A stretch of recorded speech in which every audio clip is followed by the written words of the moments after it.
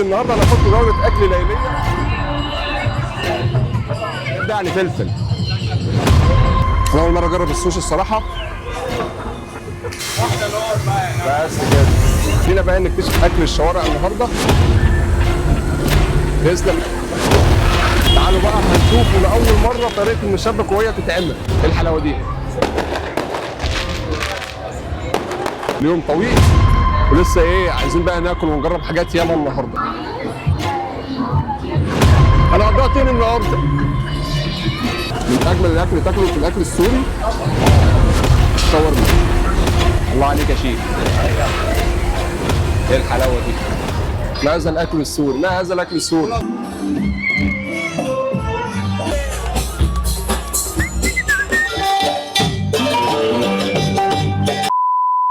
تعالوا بقى النهارده هناخدكم جوله اكل ليليه في شوارع مرسى مطروح. طبعا التجربه دي انا اول مره هجربها وهنشوف بقى الاكل اللي هنجربه. في اكل جديد، في اكل مختلف. فالنهارده هنعمل تجربه ليليه كده. لينا بقى نكتشف اكل الشوارع النهارده. طبعا مطروح مليئه بالاكل في الشوارع بالليل والكرفانات والحاجات دي. النهارده بقى هتبقى تجربه جديده ومختلفه. فخلينا بقى نجرب اكل الشوارع. في بقى مطعم هنا او في كرفان هنا او فود تراك بيعمل سوشي. وانا طبعا انا ما جربتش السوشي ده قبل كده، انا يمكن مره واحده بس. اول حاجه بقى هنجربها هنا دراجن سوشي. هنا بقى في مكان هنا اسمه مكان فود تراك كده، ده بتاع سوشي. السلام عليكم. الاخبار عندكم سوشي؟ اعملوا سوشي. احنا هنجرب ايه بقى؟ القطعه بكام؟ احنا عايزين نجرب كذا حاجه بس كده مش كتير. ايه؟ This is 20. قطعه 20؟ اي قطعه بقى؟ اي قطعه.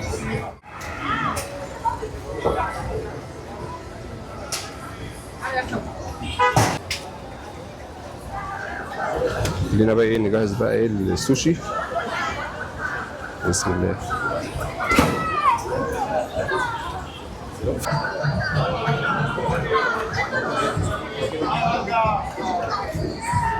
عايزين السوشي احلى السوشي.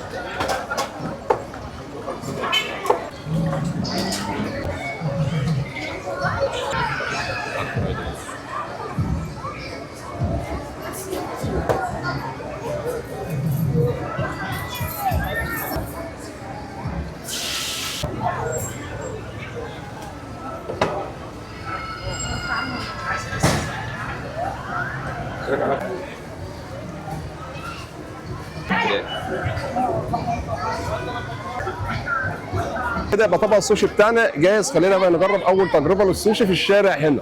يلا بينا. اول مره اجرب الفود تراك هنا ده في مرسى مطروح. اول حاجه خلينا نبدا بالفرايد. نبدا نقول بسم الله.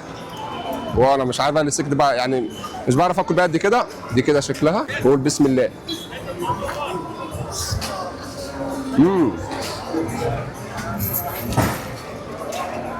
حلوه وسخنه والصوصات اللي عليه حلوه قوي.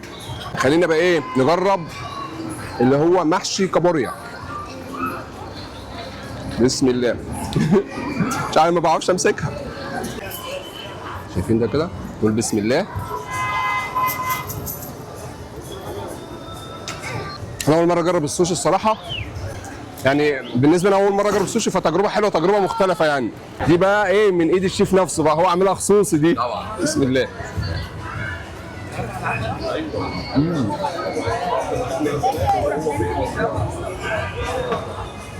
انت ليه ما حطيتيش دي في وشيهم كده؟ جامده دي وتحفه دي. جرب السوشي بس تجربه حلوه. واللي عايز بقى يجي هنا يجي عند دراجون سوشي هنا. يجرب المكان ده في منطقه البسيط هنا جنب مول اهل مصر هنا. اهل مصر جنب باب سليمان. يلا بينا بقى لسه الجوله طويله ولسه في اكل كتير. يلا بينا على الجوله اللي بعديها. خلصنا السوشي. تعالوا بقى انا اوريكم بقى جوله في المكان الجميل ده. بص المكان ده هنا. المكان ده اسمه باب سلمان. بسم الله ما شاء الله. شايفين بقى المكان هنا بقى. المكان ده كله كافيتريات، كله مطاعم، كله حاجه. بص بقى من قدام.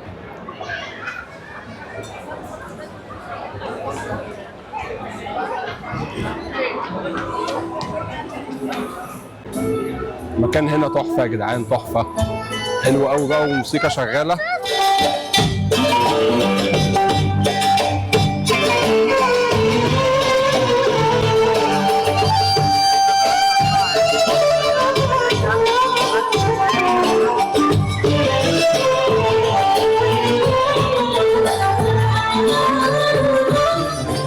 المكان هنا قوي جميل قوي.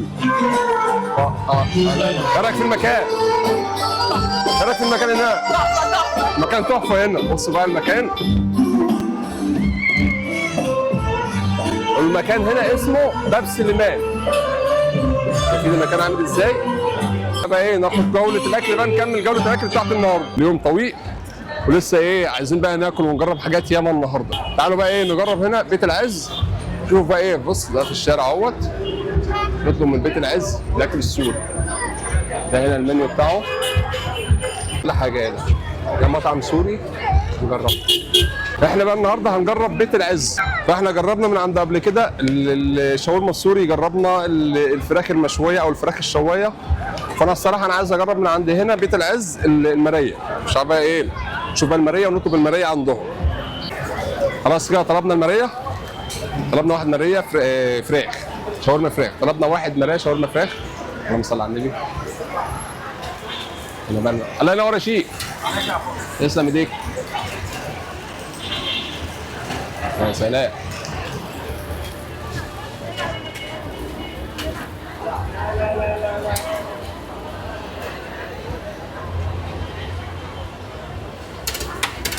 يا سلام، هي احلى حاجه الجبنه. اوبا. اهم حاجه بقى التحميصه بقى. بالظبط. اي اهم حاجه التحميصه. الله عليك يا شيخ. ايه الحلاوه دي؟ يا سلام يا سلام. جولد ماريا. ماريا فيت.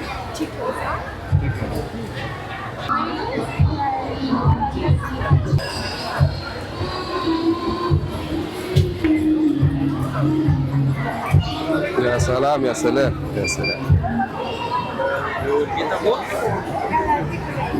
وجبنا كده خلاص طلب الماريه. دي ماريه شاورما فراخ يا جماعه، عليها بقى جبنه وكده. طبعا بقى الفرايز بقى الجامد ده. والطبق بقى المقبلات بتاعنا توميه سبايس وتوميه سبايس وتوميه عاديه والمخلل بقى. يا سلام. ما هذا الاكل السوري، ما هذا الاكل السوري. خلينا نجرب اول حاجه البطاطس بتاعتنا عليها جبنه. مش كان في شوكه كان احسن؟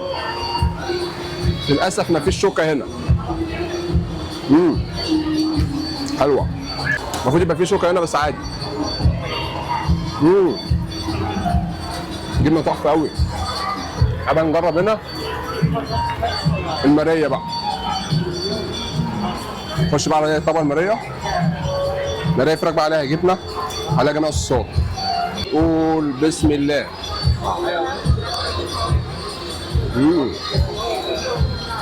حلوه قوي قوي. من اجمل الاكل اللي تاكله في الاكل السوري الشاورما. من بعد الشاورما مفيش احسن من كده. انا عن نفسي بحب الشاورما، بس احنا هنجربه النهارده ايه؟ لا الماريه. انا بقى ايه نغرق هنا كده بصوص الطوميه وصوص الطوميه السبايسي. بسم الله. حلوه قوي قوي قوي. بجد تسلم ايدهم اهل سوريا على الاكل الجميل ده. خلينا بقى ايه نخش على التجربه الطويله عشان احنا لسه يومنا طويل. النهارده هنجرب جميع الاكلات طول ما احنا ماشيين كده. تسلم ايدك يا شيخ. تسلم ايديكم. قولي لي بقى ايه رايك في الاكل السوري؟ ايه رايك في الماريه؟ تحفه والله، اول مره اجرب الماريه خلي بالك. انا ما جربتش الماريه خالص. احنا بناكل على طول اكل سوري اللي هو الشاورما الفراخ السوري. حبينا بقى نجرب الماريه. هنا الاجواء في المطروح تحفه قوي. تسلم ايدك يا غالي. هنا بقى ذره وهتلاقي هنا كين شوكي وهتلاقي اجواء هنا حلوه. بصوا يا جدعان انا عايز اكل ذره بس مش عايز اكل ذره دلوقتي. بتاع الذره اهو بس بعد ما اخلص. السلام عليكم. الذره بكام عندي؟ الله يخليك. البلدي 20 السكري 30. البلدي اللي هو ده؟ ده السكري؟ وده ايه ده البلدي؟ ده البلدي. انا بتابع على الفحم. الله ينور. قولوا لي بقى ايه الفرق ما بين الذره البلدي والسكري؟ فانا مش عارف الصراحه يعني. يا جدعان الاجواء هنا زحمه قوي. بصوا الاجواء.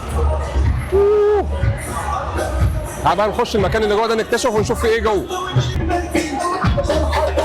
تعالوا بقى هوريكم اجواء مش هتلاقوهاش خالص. بصوا بقى.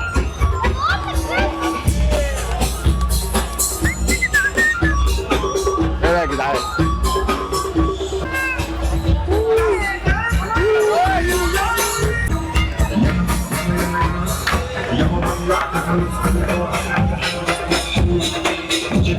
اظن مفيش احلى من الاجواء اللي هتشوفوها في مطروح. وطبعا بقى الفيديو ده عايزكم تعملوا لايك واشتراك بقى كتير عشان الفيديو ده هيعجبكم قوي. يعني هنا اجواء، هوريكم اجواء تحفه دلوقتي كمان.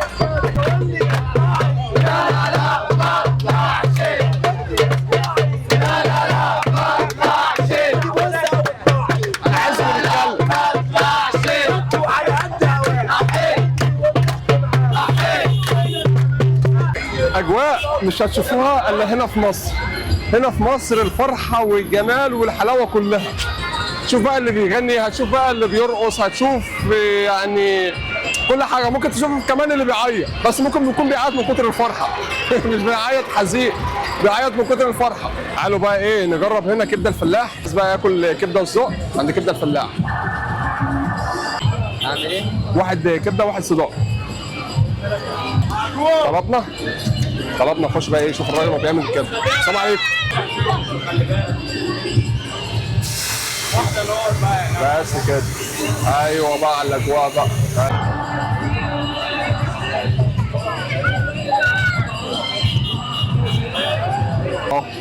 تعمل لايك بقى، تعمل لايك، تعمل كومنت على لي بقى. الله ينور يا شيخ. ندوق بقى الكبده وهي لسه طالعه على النار حالا. بسم الله.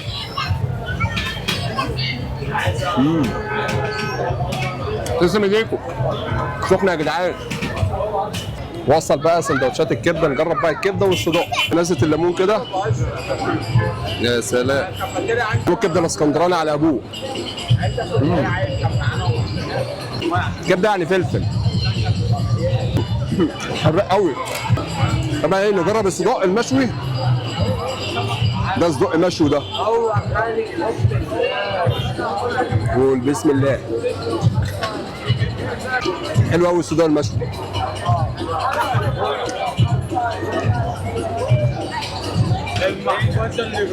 كبده والذوق يعني ليمون وفلفل اخضر وفلفل حامي. يا نهار ابيض يا جدعان، مولع قوي. خلصنا بقى كبده من عند الفلاح. عايزين بقى ايه ناكل تين من عند الراجل الحلو ده. السلام عليكم. ايه الاخبار، عامل ايه؟ عايزين بقى نحل. احنا كنا عايزين بقى نحل بقى. بكام طبق التين؟ 50. طبق ب 50؟ في كام واحده الطبق؟ 12. التين غالي يا جماعه ولا ايه ب 50 مش عارف. تعالوا بقى ايه احنا هنعمل تيست الاول كده. دول العربيه كلها في الاخر. بسم الله. ايه رايك؟ حلو. طب ده اصفر ليه وده احمر ليه؟ الاخضر بقى بعد كده. ايه؟ ما تخافش من الاخضر بعد كده. الاخضر بيبقى احلى من الاصفر. والاخضر اصفر احلى من ده؟ والله. نجرب ده كده. ده الاخضر وده الاصفر او الاحمر يعني. بسم الله. ماشي. اعمل له يا عمو هيديك 2 اهوت في طبق. عايز طبق؟ هتعمله في طبق الاخضر مسكر عن ده. انا بقول لك كده انا هقضيها تين النهارده.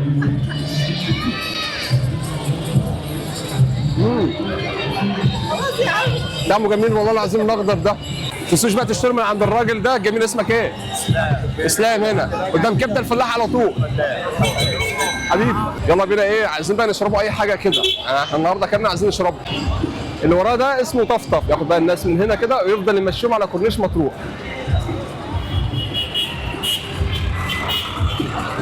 الصيف هنا في مطروح يا جماعه غير اي صيف. تحس ان انت ماشي هنا في اوروبا واجواء اوروبيه. طب يا جماعه بقى اللي عايز يحجز هنا يخت سفاري اكوا بارك كل حاجه. الراجل اهو اقول لكم عنوانه. قول بقى عنوانك. قدام فريسكا في البسيط. تمام. المكتب الحجز اسمه طرافيلا. تمام. كل خميس بنعمل تخفيض. والاسم بتاعهم حجز اليخت سفاري طرافيلا. كل اللي يجي بقى من طرف يعمل له ايه؟ كل اللي يجي من طرف تعمل له ايه؟ كل اللي يجي من طرف الاستاذ ليه خصم 20%. 25% كمان يا عم. امال انا بقى لما اجي هتعمل لي خفض؟ ده ببلاش يا حضرتك. خلاص. هنا الدنيا زحمه جدا وزحمه قوي. انا مش عارف يعني تحس الناس كلها سابت مصر كلها وموجوده هنا في مطروح. وطبعا بلبن اللي هو البراند بتاع الحلويات. بس انا مش هحل من عندي بلبن الصراحه يعني. لان بلبن ما لا كله بلبن كله سكريات. فاحنا ايه مش هنحل من عنده. ده مشبك ولا ايه ده؟ مشبك. ده اسمه ده مشبك بايه ده؟ ده معمول بسميد بسبوسه لبن بودره وسكر. ده هو المشبك الابيض ده اللي هو بايه بقى؟ ده العادي مش هبقى. ده مشبك عادي ده، وده اللي احنا قلنا عليه التاني ده. بص ده ابيض وده هنا. الناس بتصنعه هناك اهو. السلام عليكم، السلام عليكم. تعالوا بقى هنشوفوا لاول مره طريقه المشبك وهي تتعمل. هنا بقى ده العجينه بتاعت المشبك بتبدا من اول هنا، وبعد كده بقى بينزل في النار هنا. الله ينور يا باشا. ايه الحلاوه دي؟ وبعد بيطلع بقى من هنا بينزل بقى في الزيت ده، ينزل بقى في العسل ده، ينزل بقى في العسل ده كده، ويبقى بالمنظر اللي انتوا شايفينه قدامكم ده. يسلم ايدك. تعالوا بقى ايه هندوق، نقول بسم الله.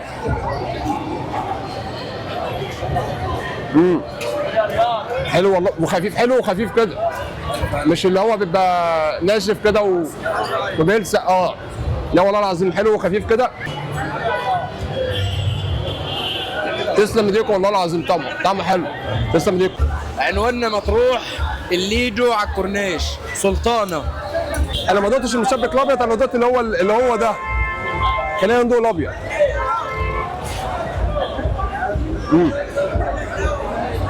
ده حلو بس التاني احلى. تسلم ايديكم يا شباب، كل طيبين. خد يا باشا دوق، والله انت دايق يعني. ندوق الراجل ده. قول ايه رايك؟ دوق. 100 100. ما هو 100 محتاج ياخد من اللي عايز. انتوا منين بقى؟ الشرق مش شرقيه. الشرقيه. احسن ناس بتوع الشرقيه. البيس هتنزل على التيك توك. على اليوتيوب.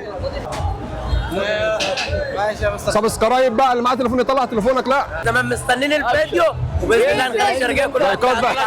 ماشي يا رجاله. ماشي هروح اعمل لك متابعه دلوقتي. حبيبي يا جدعان، انتوا مش هتلاقي الاجواء ديت غير في مصر هنا. هتلف الدنيا، هتلف العالم، مش هتلاقي الاجواء احلى من اجواء مصر هنا. الدنيا هنا زحمه طبعا. بقى شفت كميه الفرحه وكميه الانبساط. الناس هنا كلها مبسوطه، الناس هنا كلها فرحانه، كله بقى جاي يصيف. اجواء حلوه، اجواء تحفه. بصوا بقى في واحد هنا بتاع ذره، يعني بيعمل اختراعات هنا، مش عارف بقى ايه اللي بيعمله ده. السلام عليكم. ده ذره ايه؟ ذره بالشيتوس ده والجبنه ومش عارف وايه ده. جبنه دوريتوس. جبنه ودريتوس صح كده؟ جبنه شيدر وزبده ودوريتوس. دي ب 45 جنيه. هنا بقى ايه الذره بيحط عليه صوص جبنه تقريبا وفلفل ودوريتوس صح كده؟ بص بقى اعمل هنا واحد اللي هو ايه؟ اللي هو ده ابو 45 ده.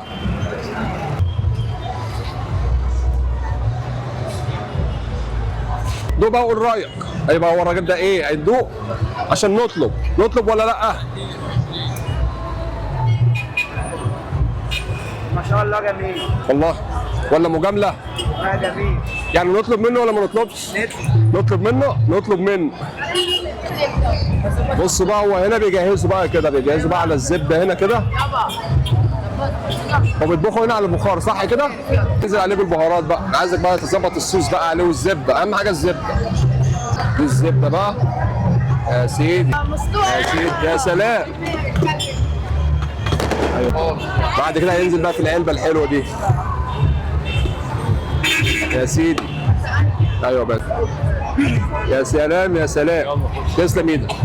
ويطلع الطبق بالمنظر اللي انتم شايفينه الجميل ده. يلا بينا عشان ندوق. بسم الله.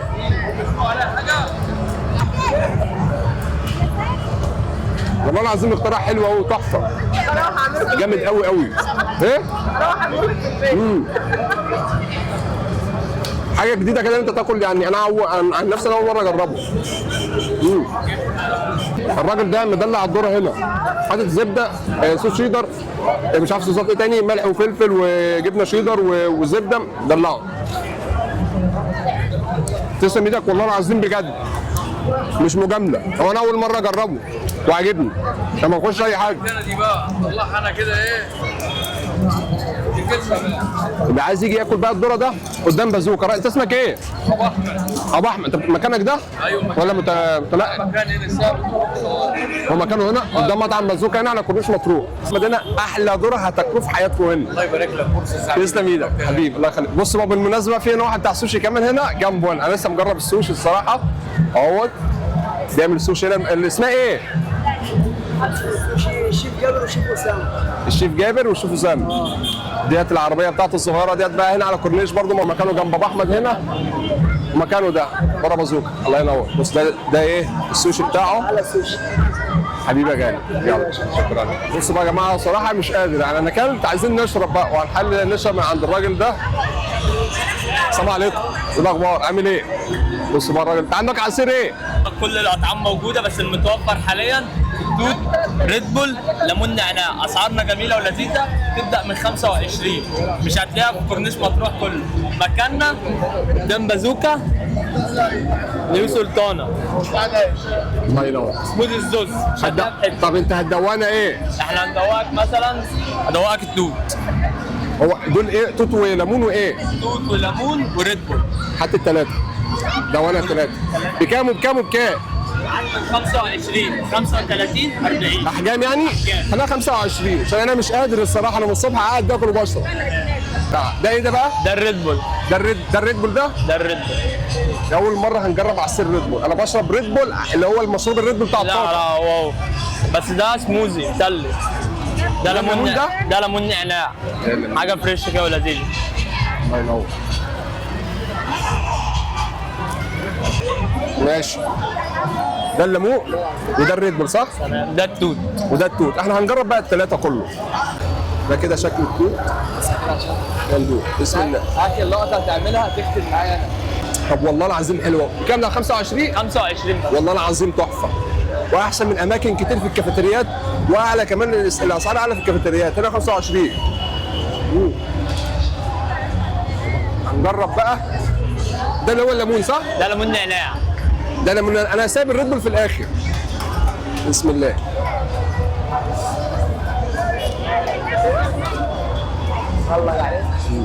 النعناع فيه اكتر من الليمون صح؟ ده اكنك عامله فريش اصلا. النعناع اكتر في الليمون، هو فريش اصلا تحفه والله.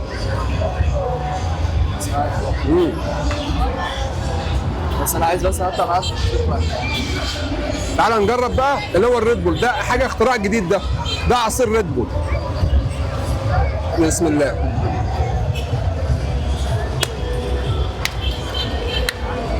ده ريد بول بجد. طعم الريد بول بجد. ريد بول.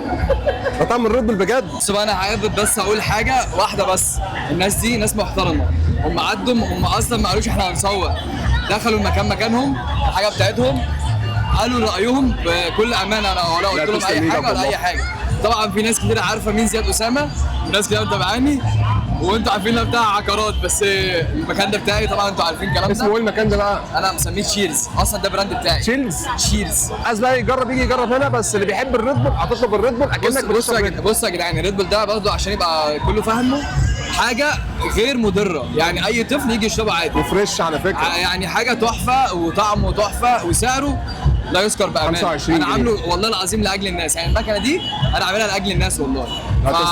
يعني اي حد يجي يشرفني نجيب بقى الريد بول بقى. كمل انا بقى الريد بول بقى. وناس محترمه اقسم بالله. تسلم ايديك والله العظيم بجد. ما تنسوش بقى اي حد يجي يزور المكان ده وهتشرب احلى عصير فريش ب 25 جنيه بس ومعانا لحد 40 جنيه عشان ما حدش يقول ب 25 جنيه بس. من 25 لحد 40 جنيه. لحد 40. بصوا بقى بعد يوم طويل وجوله طويله ولفه طويله كده وفلوج طويل، ركبت الميكروباص ان انا رجلي وجعتني، وصراحه انا كده خلاص يعني كلت وشربت وحلينا وعملنا كل حاجه واتفسحنا مع بعض، فقلت بقى ايه اركب بقى الميكروباص كده وناخدكم جوله في الميكروباص ده. يا سلام، انا هشتغل سواق يا جدعان. باب البحر فيروز، باب البحر فيروز، اللي جاي شارع اسكندريه. قلت لكم سواق اللي طالع شارع اسكندريه. تحيه خاصه. بصوا يا جدعان بقى، تعالوا دول طلعوا فلسطينيين. تحيه خاصه لاهل فلسطين وشعب فلسطين وحبايب فلسطين. بص بقى عشان تعرفوا ان فلسطين في القلب، ايديا فيها فلسطين يا جدعان. اهي انتوا منين في فلسطين بقى؟ من غزه. من غزه. بصوا يا جماعه، طيب دلوقتي اخواتنا من فلسطين هيغنوا اغنيه لمصر. سمعونا بقى. ولا اي كلام ولا ده انا مصر حبيبتي، ده انا مصر حبيبتي بكفه وكل الدنيا بكفه. ام الدنيا فين ولا في الله زيها فين؟ الله. بلدي بحمام العين والعين. احنا خلاص كده خلصنا. الله ينور. تحية فلسطين وتحية مصر يا جماعه. وزي كل خلي البارود يهلل ويحليها، خلي البارود يهلل ويحليها. فلسطينيين فلسطينيين فلسطينيين وبدنا نحميها البلاد. فلسطينيين فلسطينيين فلسطينيين وبدنا نحميها البلاد. واليوم اليوم اليوم اليوم اليوم اليوم عيدك يا بلدي عيد. يلا سعيد يا أبها العظمات كلها. يا سعيد يا أبها يا سلام يا سلام العظمات كلها. يا جدعان، مفيش احسن من شعب فلسطين.